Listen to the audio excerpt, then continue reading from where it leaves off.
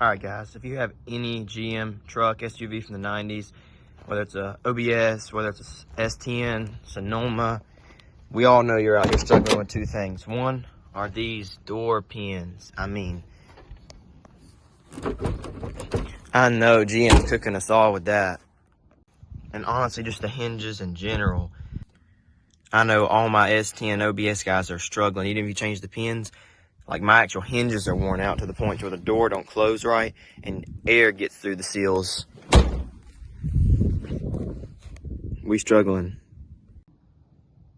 Besides all y'all guys struggling with the door hinges and pins, this is the next thing I know. If you're like me with a 340,000 mile 90s GM, this is the second thing you need.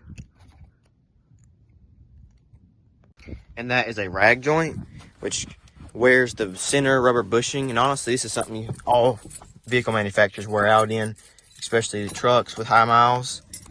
320 stopped working 30,000 miles ago, or 318. That's how much play I have in my wheel all the time. Ever since I've had this truck, every time I've ever drove it, had that much play in the wheel. And now I just can't wait to drive this thing with zero play. And there's nothing wrong with your rag joint going out. It's just a part of your vehicle's life. A piece of rubber just wears out and makes play. All vehicles they can wear out in. I'm picking on GM today, and if you don't know what a rag joint is used for, and you're probably scratching your head like, well, why would they even put something like that in your steering if it's just bound to wear out? It could break and cause you to wreck, and even worse than that. What that is made for is if you get into a wreck, it will break right here, and so the steering.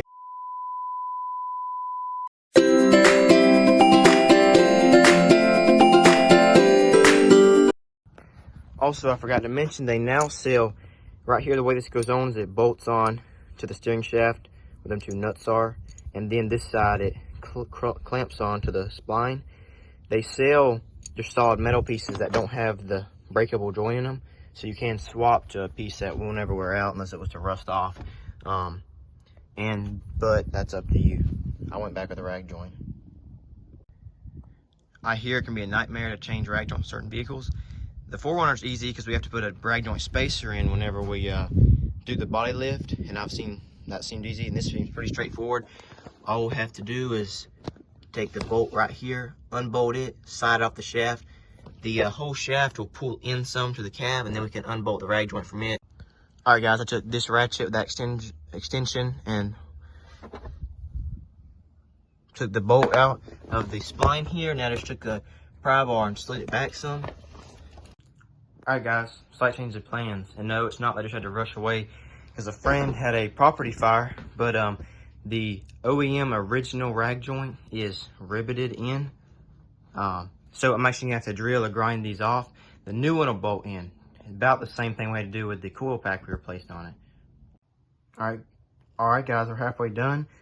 This is the before, this is the after. I took and grinded the top of the rivet off, and then I took my, you see how it's got a lip right there? I took and cut straight through that to get through the stud so it'd come out. And now it's just flip it around and grind straight through there.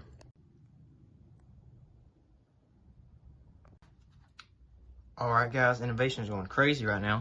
I took and grinded, so it'll hot steel, took and grinded the back side of this. I had to cut them off because they were still poking out. So I cut them off, grinded it down until you could see the rim of it. And then I took this, hopefully it works again on this side, this punch, and tapped it with a hammer and it popped right out.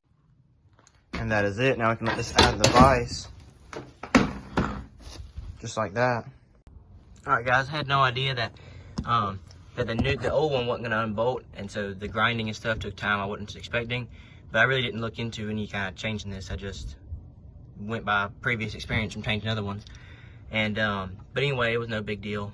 We grinded it out, got the new shaft back in, got the boot back on right, all the way up to the top. Everything's good to go. Now I'm just gonna throw my my dog dish back in, hook my intake back up, and then we get to finally feel what it feels like to have no slop. All right guys, first test drive. And it feels weird because the steering wheel is hard the entire time. There's no soft when you go back.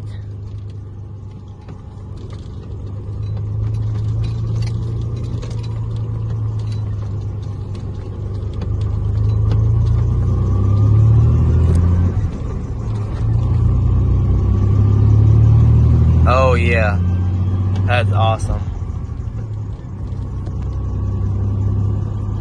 I think the biggest thing is awkward swapping back directions. I've gotten used to having that soft spot. It handles great now. I'm so happy now. No slop and stuff, and it feels safer. That your mind at ease, that your right joint isn't gonna break in half and you're gonna lose control on the road.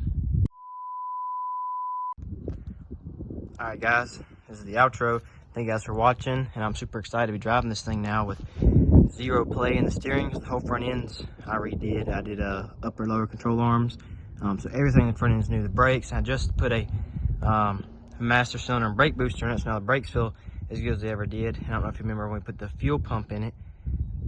Before that, we was having some kind of, once you got, 30 minutes an hour of driving, you would start getting, it would just start getting limp. And you really didn't notice it unless you're pulling a trailer. And you could tell, like, at some points, there's even times I couldn't even get up to the speed limit. We couldn't run 65, 70. Could only get like 60 miles an hour, and it would bogging. But anyway, the fuel pump was bad. There's actually a hole in the screen. So now we got the gas, brake, clutch, now steering. So like all your senses are good to go. Thanks for watching.